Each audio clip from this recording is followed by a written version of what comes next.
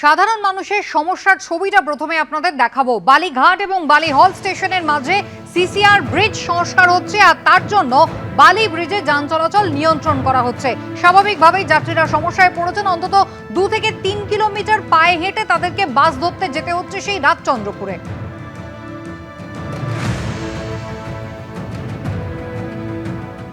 40 minute হাঁটছি, প্রচুর আর বালি ব্রিজে কাজ হচ্ছে। আমরা শুনেছিলাম খবরটা, কিন্তু এইভাবে রাস্তা আটকে দেবে বুঝতে পারিনি। অফিস যেতে হচ্ছে, প্রচণ্ড লেট। এবার কি হবে জানি না। অফিসে গিয়ে সলভ যাব। এখন বালি খাল থেকে হাঁটা শুরু করেছি। আপাতত কোনো কিছু গাড়ি নেই, বলছে টোল ট্যাক্স যেতে। টোল ট্যাক্স পর্যন্ত যেতে হবে হেঁটে, তারপরে কিছু বাস টাস পাবো। রাজচন্দ্রপুর থেকে যেতে হবে। দেখুন, আমাদের তো পুরো হেঁটে হেঁটে ওখান থেকে আসতে হচ্ছে। হ্যাঁ, ঘাট থেকে, বালিঘাটের থেকে ওখানে কোনো রকমের কমিউনিকেশন কিছু নেই। ওখানে কোনো বোর্ডও টাঙায়নি, কেউ কিছু বলছেও না কোথা থেকে বাস চলবে না চলবে। তো সেই জন্য ওখান থেকে হেঁটে হেঁটে আসছি। এখন এখানে কোথায় বাস পাবো সেটাও জানি না। আমি যাব ধুলাগড়। তো ধুলাগড় যাওয়ার জন্য যে বাস, সেই বাস কোথা থেকে পাবো সেটা কেউই বলছে না। ইভেন পুলিশরাও কেউ কিছু বলছে না।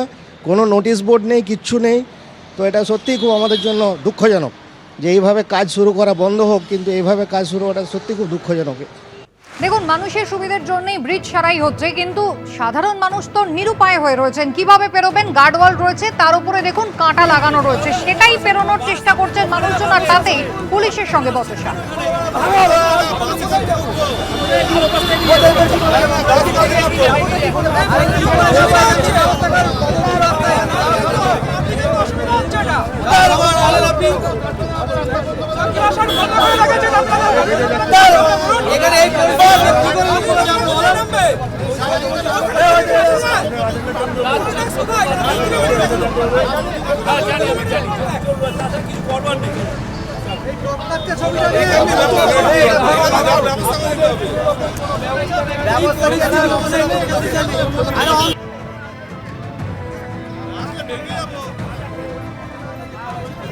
দেখছেন একেবারে কাঁটা তার যেখানটা রয়েছে, সেই রেলিংটা টপকাচ্ছেন যাত্রীরা। দীর্ঘ পথ পায়ে হেঁটে তাদেরকে এগোতে হচ্ছে বাস ধরার জন্য। আর সেই সমস্যা সমাধানের জন্য তারা কি করছেন দেখুন, একের পর এক তারা এই রেলিংটা পেরিয়ে যাওয়ার চেষ্টা করছেন। বিপদের ঝুঁকি নিয়ে রেলিং পারাপারের চেষ্টা করছেন বয়স্ক মানুষরাও, আর এতেই কিন্তু পুলিশের সঙ্গে একেবারে বচসা। সমীরণ পাল আমাদের প্রতিনিধি সরাসরি রয়েছেন। সমীরণ, অবশ্যই সাধারণ মানুষের সুবিধার জন্যই কিন্তু এই ব্রিজের সংস্কার হচ্ছে, কিন্তু বিকল্প কোনো ব্যবস্থা করা হয়নি। তোমার পেছনে একেবারে বিপজ্জনকভাবে লোকজন এই রেলিং পেরোচ্ছে। একেবারে কুসুমিতা, ঠিক বিপজ্জনকভাবেই রেলিং পেয়েছে। আমি এই মুহূর্তে যেখানে আছি বালিঘাটের দিক থেকে ছবিটা দেখাতে বলুন। দেখো কিভাবে বিপদের ঝুঁকি নিয়ে রেলিং টপকাচ্ছে। নিচে পড়ে গেলে সিঁড়ি এবং তার পাশে রেল লাইন রয়েছে। এইভাবে রেলিং টপকে তুমি দেখো একের পর এক তারা পৌঁছাচ্ছেন।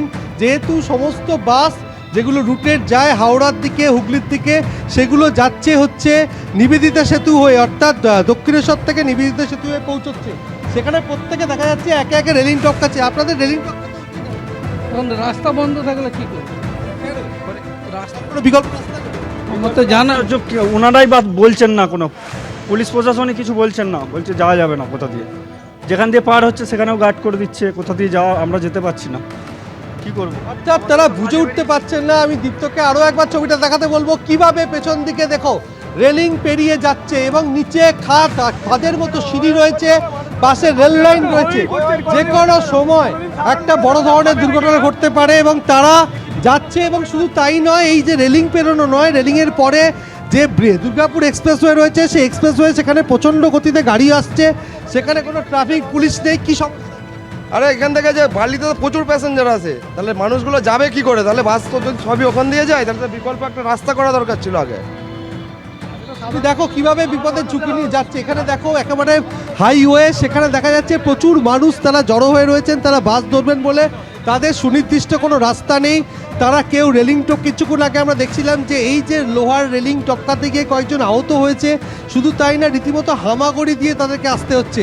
সেখানে প্রচুর মানুষ জড়ো হচ্ছে। দীপ্তকে দেখাতে বলবো যে যারা রয়েছেন এই যে হাইওয়ের কর্মী, তাদের সঙ্গে তাদের বচসা হচ্ছে, কেননা এখানে গার্ডরেল দেওয়া ছিল, সেই গার্ডরেল কিছুটা সরানো হয়েছে, কিন্তু তারা বিপদের ঝুঁকি নিয়ে যেমন রেলিং দিয়ে পার হচ্ছেন, তার পাশাপাশি রাস্তাও পার হচ্ছেন।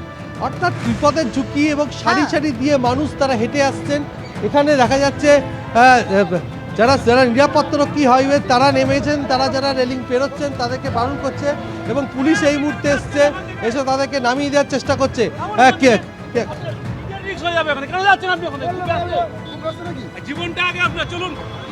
আরে দাদা, জীবনটা আগে, আমার কাজটা তো দেখতে হবে। কোনোদিন সাধারণ মানুষের কথা ভেবে কাজ করে।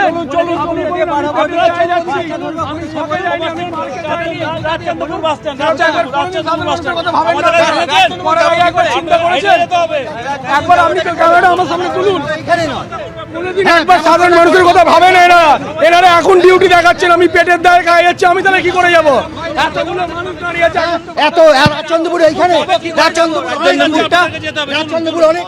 এরা এই যে টপকে বিগস্ত ব্যবস্থা করা হচ্ছে, ওই ব্যবস্থা করা হচ্ছে।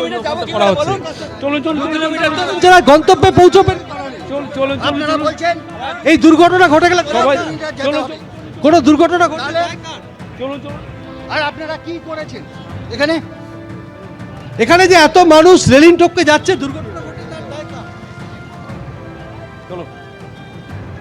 পুলিশের পক্ষ থেকে কোনো উত্তর নেই, কোনো বিকল্প ব্যবস্থা নেই। তুমি দেখতে পাচ্ছ, দীপ্ত ছবিটা দেখাচ্ছে যে প্রচুর যারা নিত্যযাত্রী তারা লাইন দিয়ে তারা রেলিং টপকাচ্ছেন। এবং শুধু তাই না, এই মুহূর্তে আমাদের ক্যামেরায় এই সমস্ত ছবি ধরা পড়ার পর তৎপর হয় পুলিশ এবং ছুটে আসে, তাদেরকে সরিয়ে দেওয়া হয়েছে। কিন্তু যারা নিত্যযাত্রী তারা যাবেন কিভাবে?